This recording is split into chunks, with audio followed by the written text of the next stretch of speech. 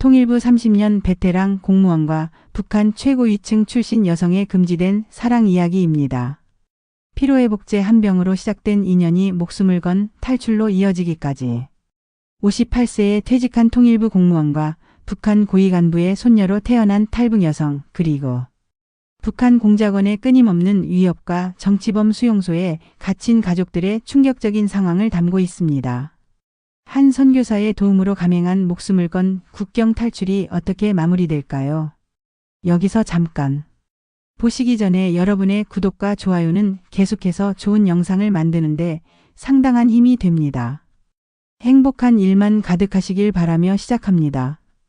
강산구는 58살에 공무원 생활을 마무리했어요. 통일부에서 30년을 바쳤죠. 북한 관련 정책의 산증인이었습니다. 하지만 퇴직 후 찾아온 뇌경색 죽음의 그림자였습니다. 살아야 해.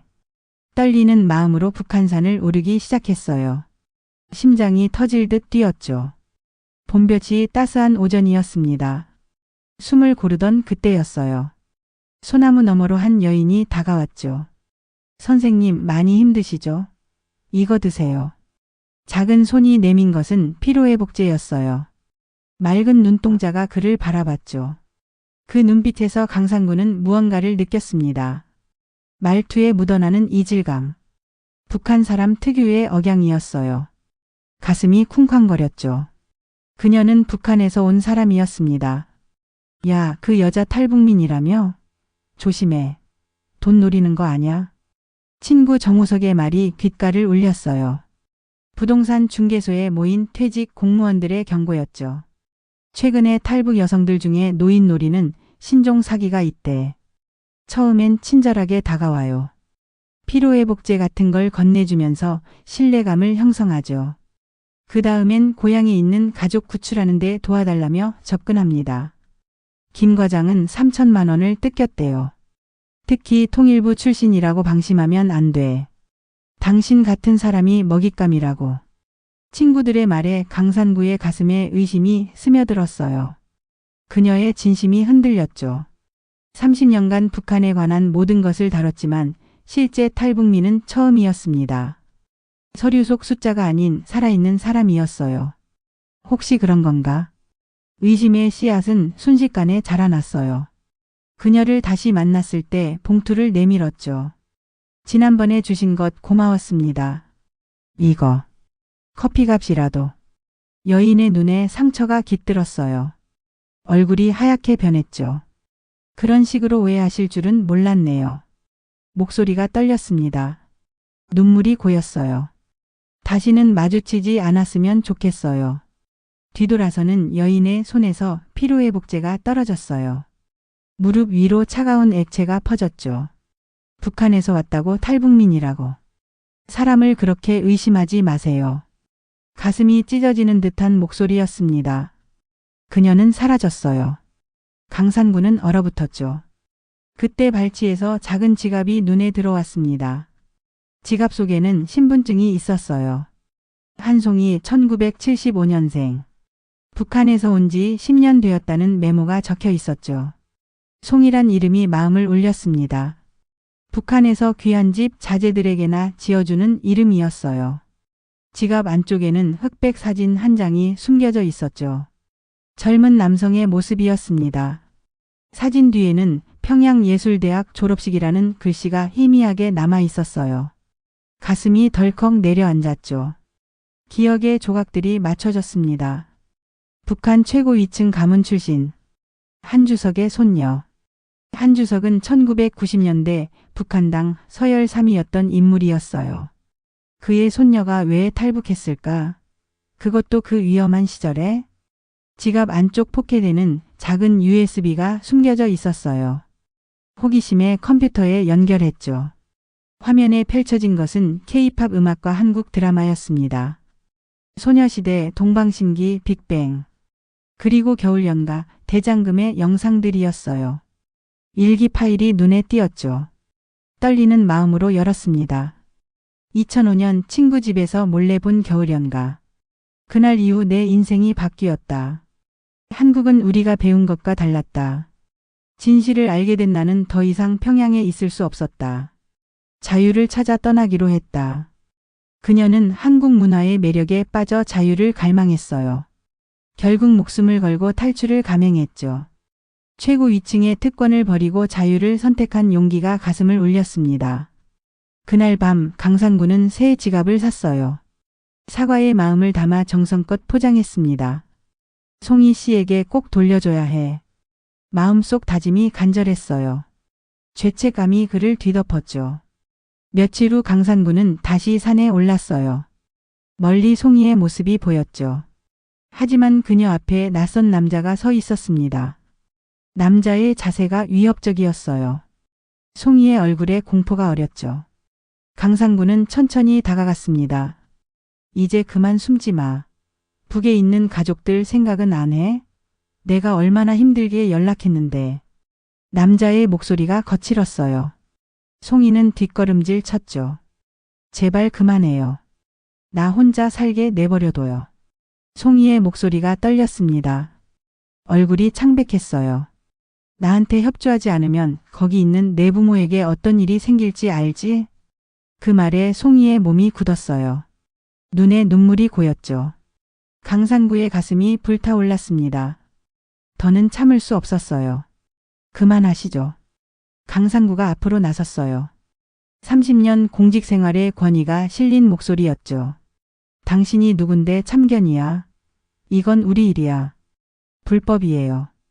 탈북민 협박은 국가보안법 위반입니다. 강산구는 재빨리 휴대폰을 꺼냈어요. 국정원 친구 김태석에게 전화를 걸었죠. 여보세요, 김 과장. 지금 북한산에서 탈북민 협박 사건이 발생했네. 위치 추적해서 요원들 좀 보내줘. 남자의 표정이 굳었어요. 눈에 당혹감이 어렸죠. 남자는 빠르게 사라졌습니다. 정적만이 남았어요. 그러나 송이의 반응은 예상 밖이었어요. 왜 끼어들어요? 당신도 결국 뭔가 바라고 도와준 거잖아요. 분노와 두려움이 뒤섞인 목소리였죠. 강산구는 말문이 막혔습니다. 근처에 누군가 다가와 속삭였어요. 저 여자 북한에서 고위층이었대요. 목숨 걸고 탈출했는데 북의 남은 가족 때문에 늘 두려워한답니다. 간첩들이 계속 접근한다고. 강산구의 가슴이 무거워졌어요. 그녀의 무게를 조금이나마 이해할 수 있었죠. 일주일 후 강산구는 송이를 찾아 나섰어요. 아파트 청소부로 일한다는 정보를 따라 지혜의 아파트에 도착했죠. 그곳에서 본 송이의 모습은 충격적이었습니다. 무릎을 꿇고 화장실 바닥을 닦고 있었어요. 북한 최고 위층에서 남한의 청소부로 그 극단적인 변화가 가슴을 쓸어내렸죠. 송이 씨. 그녀가 고개를 들었어요. 놀란 눈빛이 이내 차갑게 변했죠. 왜 왔어요? 또 돈이라도 주려고요? 목소리에 가시가 돋았습니다. 강산구는 조심스레 지갑을 내밀었어요. 이거. 그날 흘리셨더군요. 안의 내용물은 하나도 보지 않았습니다. 물론 거짓말이었지만 그녀의 자존심을 지켜주고 싶었어요. 그리고 정말 사과드리고 싶었습니다. 제 오해가 얼마나 송이 씨를 상처 입혔는지. 송이는 말없이 지갑을 받았어요. 손끝이 떨렸죠. 눈빛이 날카로웠습니다. 강산구는 고개를 숙였어요. 알아요. 제가 누군지요. 북한에서 최고 위층이었던 사람이에요. 할아버지는 당 서열 3위였죠. 송이의 눈에서 뜨거운 눈물이 흘렀습니다. 그런데 지금은 화장실 청소부예요. 여기선 그저 불쌍한 탈북민일 뿐이죠. 그 말에 강산구의 마음이 찢어졌어요. 혼자서 얼마나 힘드셨을까요? 목소리가 떨렸습니다. 힘들었죠. 탈북 과정에서 강물에 2번이나 빠졌어요. 중국에선 인신매매 당할 뻔했고. 송이의 목소리가 갈라졌어요. 한국에 와서도 차별과 싸워야 했죠. 학력도 인정 안 되고 말투만 들으면 빨갱이라고 수근거리고. 강산구는 자신이 했던 오해가 얼마나 그녀를 아프게 했을지 생각하니 부끄러웠어요. 제가 도울 수 있는 일이 있을까요? 진심을 담아 물었죠.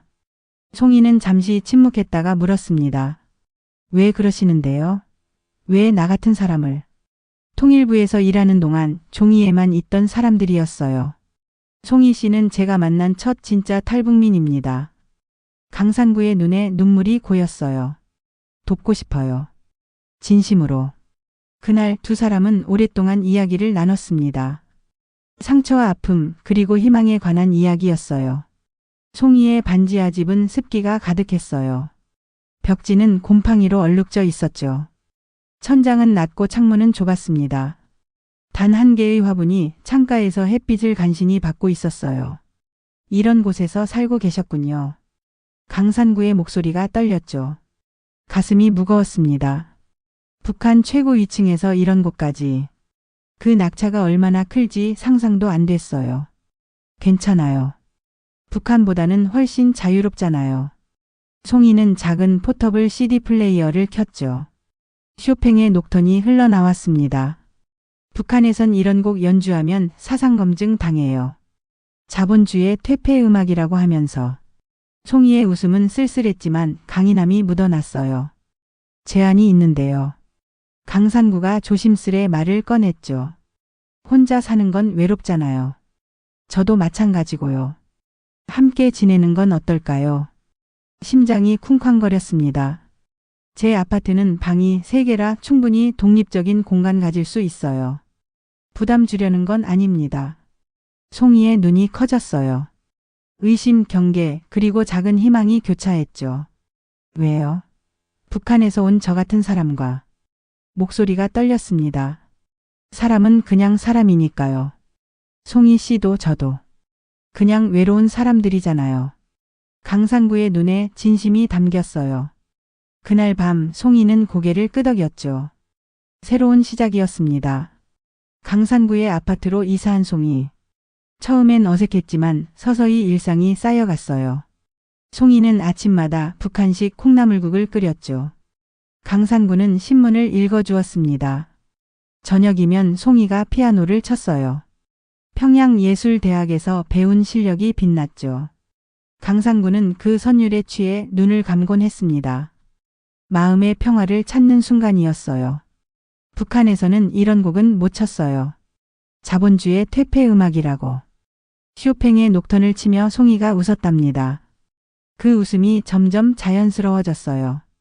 두 사람의 삶은 조금씩 맞물리기 시작했죠. 서로 다른 세계에서 온 두 영혼의 조화였습니다. 송이 씨, 이 사진 속 남자는 누구죠? 어느 날 강산구가 물었어요. 송이의 표정이 어두워졌죠. 제 약혼자였어요. 박태우라고. 목소리가 떨렸습니다. 눈에 그림자가 드리웠어요. 평양예술대학 교수였죠. 우리는 함께 탈북하기로 했는데 그만. 송이의 손이 덜덜 떨렸어요. 가슴을 움켜쥐었죠. 강을 건너다 국경수비대에게 발각됐어요. 태우 오빠가 먼저 총에 맞았죠. 목소리가 갈라졌습니다. 도망가. 라고 소리치던 게 마지막 말이었어요. 송이의 눈에서 눈물이 흘렀어요. 10년이 지났지만 상처는 여전했죠. 오빠는 저 때문에 죽었어요. 제가 한국 드라마를 보여주지 않았다면. 후회와 자책의 눈물이었습니다. 자책하지 마세요. 그건 당신 잘못이 아니에요. 강산구의 목소리가 따뜻했어요. 송이의 어깨가 떨렸죠. 그날 이후로 혼자라고 생각했어요. 다시는 누구도 믿지 않겠다고. 송이의 눈빛이 아팠습니다. 제 마음만 드러내면 또 누군가가 다칠까봐 두려웠어요. 강산구는 송이의 손을 조심스레 잡았어요. 떨리는 손이었지만 따뜻했죠. 이젠 혼자가 아니에요. 제가 있잖아요. 송이의 눈에 작은 희망이 피어났습니다. 그날 밤 송이는 처음으로 모든 이야기를 털어놓았어요. 북한에서의 특권층 생활, 인권 유린을 목격한 충격, 탈북을 결심한 순간. 모든 것을 말했죠. 강산구도 자신의 이야기를 나눴습니다. 30년 공직 생활의 허무함, 아내와 사별한 고통, 외로움과 싸운 날들. 두 사람의 상처는 서로를 만나 조금씩 아물기 시작했어요. 따스한 봄 기운이 마음속으로 스며드는 것 같았죠. 늦은 가을 강산구와 송이는 북한산 정상에 섰어요. 단풍이 온 산을 붉게 물들였죠. 하늘은 맑고 푸르렀습니다. 바람이 두 사람의 머리카락을 살랑거렸어요. 결혼하자는 건 아니에요. 그냥 함께 있고 싶어서. 강산구의 고백은 서툴렀어요. 나이 든 남자의 수줍은 고백이었죠. 하지만 진심이었습니다. 가슴 깊은 곳에서 우러나온 마음이었어요. 송이는 웃었죠. 맑고 진실된 웃음이었습니다. 괜찮아요. 저도 마찬가지예요. 그냥 함께 있어요. 눈빛이 따뜻했어요. 이름이 뭐가 중요하겠어요? 하지만 강산구는 고개를 저었죠. 눈빛이 단호했습니다. 중요해요. 송이 씨가 이 나라에서 당당하게 살 수 있게. 목소리가 떨렸어요. 제 이름을 드리고 싶어요. 북한에서 온 한송이가 아니라 대한민국 시민 강송이로 살 수 있게요. 그 말에 송이의 눈이 촉촉해졌어요. 가슴이 벅차올랐죠. 결혼식은 소박했습니다. 강산구의 동료들과 송이의 탈북민 친구들이 모였어요. 송이는 생애 처음으로 웨딩드레스를 입었죠. 북한에서도 한국에서도 꿈꿔보지 못한 순간이었습니다. 북에서 온 제가 이런 행복을 누려도 될까요? 떨리는 목소리로 송이가 물었어요. 눈에 눈물이 고였죠. 강산구는 그녀의 손을 꼭 잡았습니다. 당연하죠. 송이 씨는 충분히 행복할 자격이 있어요. 두 사람은 서로에게 약속했어요. 과거의 상처를 딛고 새로운 시작을 향해 함께 걸어가기로 했죠. 그날 밤 두 사람의 마음은 하나가 되었습니다. 서로의 온기로 채워진 밤이었어요. 1년 후 송이는 통일교육원에서 강의를 시작했어요. 북한 출신 강사로서 학생들에게 통일의 중요성을 가르쳤죠. 북한 사람들도 여러분과 똑같은 꿈을 꿉니다. 송이의 목소리는 힘이 있었어요. 학생들의 눈빛이 반짝였죠. 자유롭게 노래하고 사랑하고 행복하게 살고 싶은 꿈. 우리는 같은 민족이에요. 그녀의 강의는 학생들의 마음을 움직였습니다. 딱딱한 통일교육이 아닌 살아있는 이야기였어요. 강산구는 통일부 자문위원으로 복귀했죠. 탈북민 정착 지원 프로그램을 개발했습니다. 탈북민들이 필요한 건 돈이 아닙니다. 인정과 존중입니다. 강산구의 목소리는 확신에 차 있었어요. 그들을 동등한 시민으로 대해야 합니다. 차별과 편견 없이. 송이의 경험이 소중한 자산이 되었죠. 현실적인 정책이 만들어졌습니다. 두 사람의 집은 탈북민들의 안식처가 되었어요. 주말마다 모여 고향 음식을 나누고 그리움을 달랬죠. 우리가 먼저 작은 통일을 이룬 거죠. 송이의 말에 강산구가 미소 지었어요. 눈빛이 따뜻했죠. 두 사람의 만남은 우연이 아니었나 봐요. 북한산 중턱에서 건네진 피로회복제 한 병. 그것이 두 개의 다른 세계를 연결해 주었어요. 다음 생에는 분단 없는 나라에서 태어나고 싶어요. 송이의 속삭임에 강산구는 고개를 끄덕였죠. 이번 생에 그런 나라를 만들어 봅시다. 그들의 인생은 늦은 봄이었지만 가장 아름다운 꽃을 피웠어요. 서로 다른 세계에서 온 두 영혼이 만나 완성한 사랑의 기적이었죠. 해시태그 챕터 10 과거와 마주하다. 강산구와 송이의 결혼 후 2년이 흘렀어요. 평화로운 일상이 이어지고 있었죠. 송이는 통일교육원에서 인기 강사가 되었습니다. 강산구는 탈북민 정착 지원 프로그램의 성공으로 주목받았어요. 그러던 어느 날 뜻밖의 소식이 날아들었죠. 송이 씨 북한에서 온 편지예요. 통일부를 통해 전달된 편지였습니다. 북한 내부 정보원을 통해 비밀리에 전달된 것이었어요. 송이의 손이 떨렸죠. 아버지의 필체였습니다. 아버지가 살아계셨어. 송이의 눈에서 뜨거운 눈물이 흘렀어요. 탈북 후 가족의 안위를 걱정하며 10년을 살았는데 드디어 소식이 온 거였죠. 편지에는 충격적인 내용이 담겨 있었습니다. 송이의 가족은 그녀가 탈북한 후 정치범 수용소로 끌려갔다가 최근에야 풀려났어요. 아버지는 병약한 상태였고 어머니는 이미 수용소에서 돌아가셨죠. 내가 죄인이야. 송이는 무릎을 꿇고 흐느꼈습니다. 몸이 앞뒤로 흔들렸어요. 자신이 자유를 찾아 떠난 대가를 가족이 치른 것이었죠. 가슴이 무너져 내렸습니다. 강산구는 송이를 꼭 안았어요. 온몸으로 그녀의 슬픔을 받아내려 했죠. 당신 잘못이 아니에요. 그런 제도가 잘못된 거예요. 송이의 눈물이 강산구의 셔츠를 적셨습니다. 그날 밤 송이는 오랜만에 악몽을 꾸었어요. 북한에서의 기억 탈출 과정에 공포 잃어버린 가족들. 모든 것이 꿈속에서 되살아났죠. 강산구는 밤새 그녀의 손을 잡아주었습니다. 아무 말도 하지 않았어요. 그저 곁에 있어주는 것, 그것만으로도 충분했죠. 때로는 말보다 침묵이 더 큰 위로가 됩니다. 아침이 밝았을 때 송이의 눈빛은 달라져 있었어요. 결연함이 담겨 있었죠. 아버지를 만나고 싶어요. 송이의 결심이 확고했습니다. 중국 국경 근처에서 몰래 만남을 주선하기로 했어요. 위험한 결정이었죠. 목숨을 건 도전이었습니다. 정말 괜찮겠어요? 위험할 수도 있어. 강산구의 눈빛에 걱정이 어렸어요. 송이는 고개를 끄덕였죠. 마지막 기회일지도 몰라요. 아버지가 많이 편찮으시대요. 눈빛이 간절했습니다. 저 때문에 수용소에서 고생하셨는데 마지막으로 한 번만이라도 뵙고 싶어요. 강산구는 통일부 시절 맺은 인맥을 총동원했어요. 국정원 출신 친구 김태석을 통해 중국 내 정보원과 접촉했죠. 외교부에 근무하는 대학 후배를 통해 비자 처리를 신속하게 진행했습니다. 물 셀 틈 없이 준비했어요. 정부와 비밀리에 협의했죠. 인도주의적 차원에서 특별 허가를 받았습니다. 강산구의 통일부 인맥이 큰 도움이 되었어요. 오랜 공직 생활이 이런 때 빛을 발했죠. 중국행 비행기를 타기 전날 밤이었습니다. 송이는 창가에 서서 별을 바라보았어요. 북한에 있을 때는 이 별들이 남한에서도 똑같이 보일 거라고 생각했어요. 목소리가 떨렸죠. 그게 위로가 됐죠. 언젠가 자유의 땅에서 같은 별을 볼 수 있다면.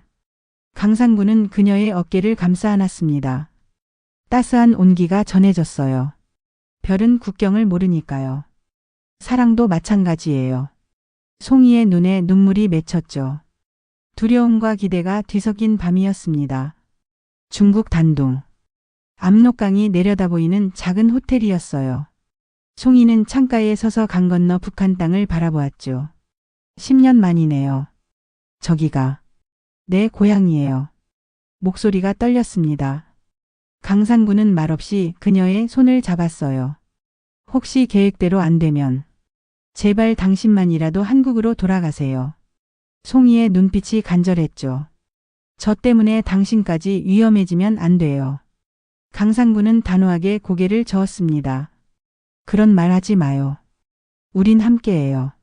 무슨 일이 있어도. 밤이 깊어질 무렵 조용한 노크 소리가 들렸어요. 송이의 심장이 요동쳤죠. 문이 열리고 그 자리에 노인 한 분이 서 계셨습니다. 허리가 굽고 머리가 하얗게 센 노인이었어요. 아버지 송이의 눈에서 눈물이 쏟아졌죠.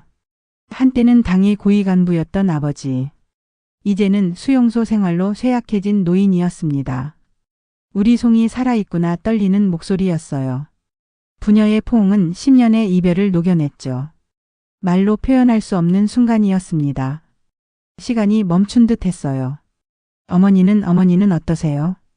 송이가 떨리는 목소리로 물었죠. 아버지의 눈에 그림자가 드리웠습니다. 내 어머니는 3년 전에 돌아가셨다. 아버지의 목소리가 갈라졌어요. 너를 그렇게 보고 싶어 하셨는데. 송이는 그 자리에 주저앉았죠. 흐느낌이 방안을 채웠습니다. 한 번도 작별 인사를 하지 못했다는 생각에 가슴이 찢어졌어요. 슬픔이 파도처럼 밀려왔죠. 마지막에 어머니가 남긴 말이 있다. 아버지의 목소리가 떨렸습니다. 송이에게 미안하다고 더 용감하지 못해 미안하다고. 송이는 잘못이 없다고 전해달라고 하셨다. 송이는 오열했어요. 몸이 앞뒤로 흔들렸죠. 강산구는 조용히 다가와 송이의 어깨에 손을 얹었습니다. 그리고 송이의 아버지에게 정중히 인사했어요. 아버님, 저는 강산구라고 합니다. 송이의 남편입니다. 목소리에 존경이 담겼죠. 늦게 인사드려 죄송합니다. 노인의 눈에 의심의 그림자가 스쳤어요. 나만 사람이군 말투가 날카로웠죠. 네, 하지만 송이를 진심으로 사랑합니다. 제 목숨보다 소중히 여기고 있어요. 강상구의 눈빛은 진심이 담겨 있었어요. 노인은 한참을 강상구를 바라보았죠. 긴장감이 흘렀습니다. 그리고 천천히 고개를 끄덕였어요. 경직된 표정이 풀렸죠. 내 딸을 잘 부탁하네. 이렇게라도 송이가 행복하다니 다행이야. 그날 밤 세 사람은 밤새 이야기를 나눴습니다. 송이의 새 삶에 대해, 북한의 상황에 대해, 그리고 어쩌면 가능할지도 모를 아버지의 탈북에 대해서요. 아버지 함께 가요, 저희와 함께. 송이의 제안에 방안이 조용해졌어요. 아버지는 깊은 한숨을 내쉬었죠. 내가 갈 수 없다는 걸 알잖니. 목소리가 무거웠습니다. 남은 가족들은 어쩌고 내 여동생 가족이 아직 있어.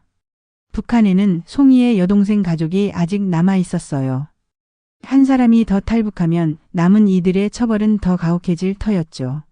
하지만 아버지, 건강히 송이의 목소리가 떨렸습니다.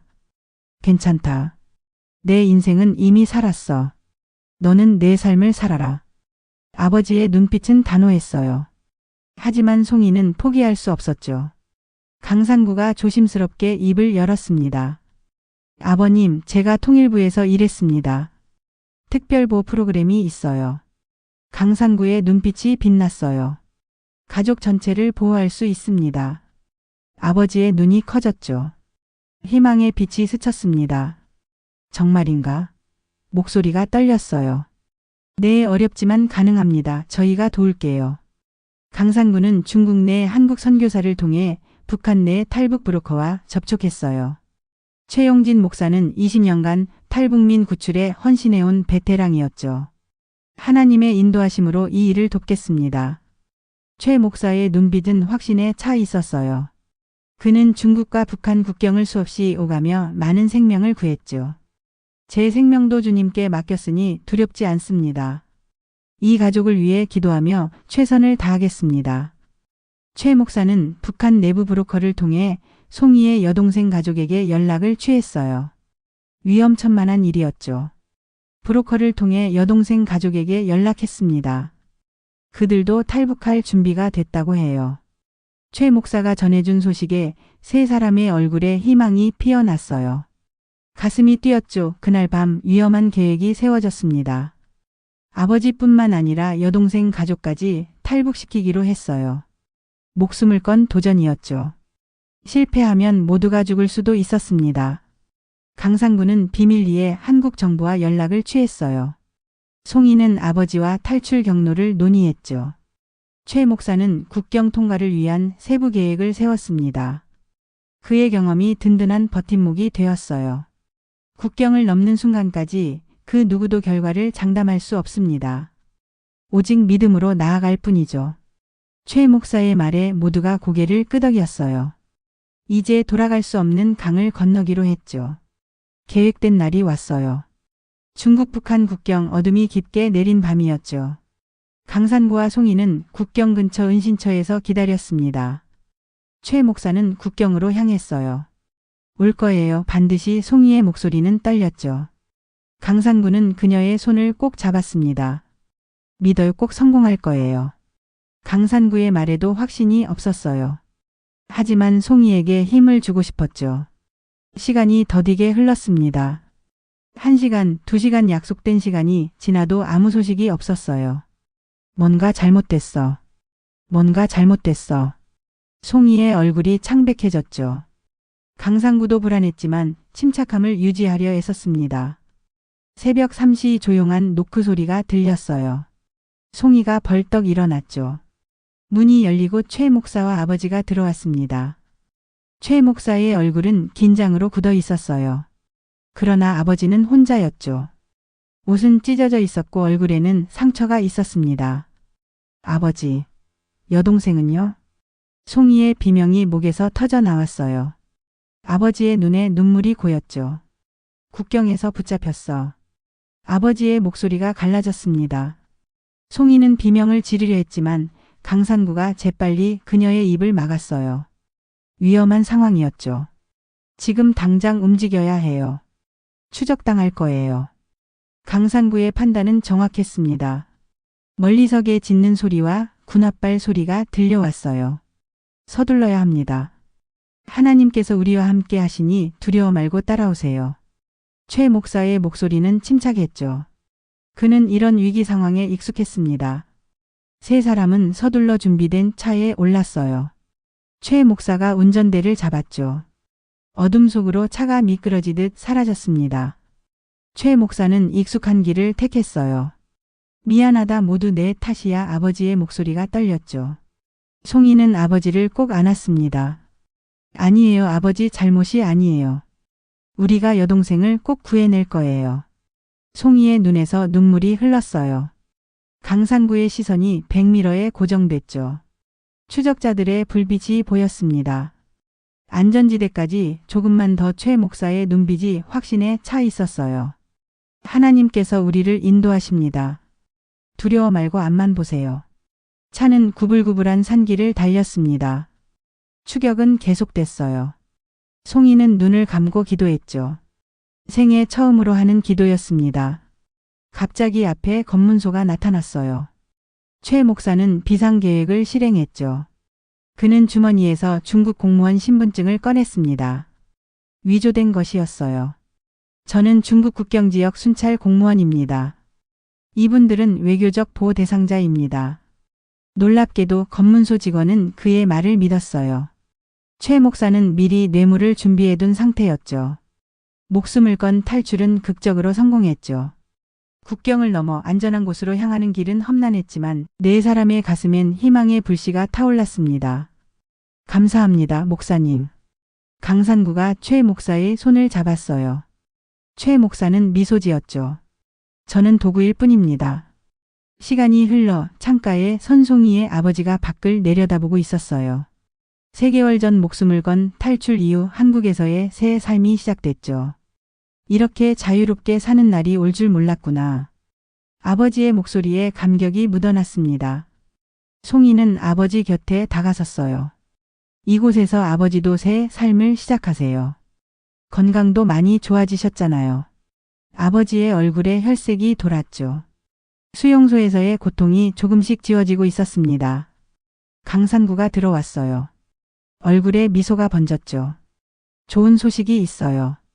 국제인권단체와 연계해서 여동생 가족의 소식을 알아냈어요. 강상구의 목소리가 들떠 있었습니다. 아직 살아계시답니다. 정치범 수용소로 끌려갔지만 외부 접촉이 가능한 14호 관리소래요. 아버지의 눈에 눈물이 고였어요. 희망은 아직 끝나지 않았죠. 최 목사님이 계속 돕겠다고 하셨어요. 그분의 도움이 없었다면 우리도 여기 없었을 거예요. 송이의 눈에도 눈물이 맺혔습니다. 언젠가는 우리 모두 함께 할 수 있을까? 아버지의 목소리가 떨렸어요. 강상구가 고개를 끄덕였죠. 반드시 그날이 올 거예요. 우리가 만들어 갈 테니까요. 송이는 창밖을 바라보았습니다. 북쪽을 향해 날아가는 새 한 마리가 보였어요. 자유롭게 국경을 넘나드는 새가 부러웠죠. 그 자유로움이 가슴을 적셨습니다. 언젠가 우리도 저 새처럼 자유롭게 오갈 수 있을까요? 송이의 목소리가 떨렸어요. 강상구가 송이의 어깨를 감싸 안았죠. 언젠가는 반드시. 여기까지 함께해 주셔서 감사합니다. 이 사연을 들으시고 어떤 느낌이 드셨나요? 댓글로 여러분의 솔직한 생각을 남겨주세요. 그리고 이 깊은 울림을 친구 가족과 꼭 나눠보세요. 아직 인생이야기 채널을 구독하지 않으셨다면 지금 바로 구독, 좋아요, 알림 설정까지 부탁드려요. 여러분의 클릭 하나가 더 많은 인생 사연을 전하는데 큰 힘이 됩니다. 다음 영상에서 또 다른 감동과 공감의 여정으로 찾아올게요. 지금까지 인생 이야기였습니다. 오늘도 행복한 하루 보내세요.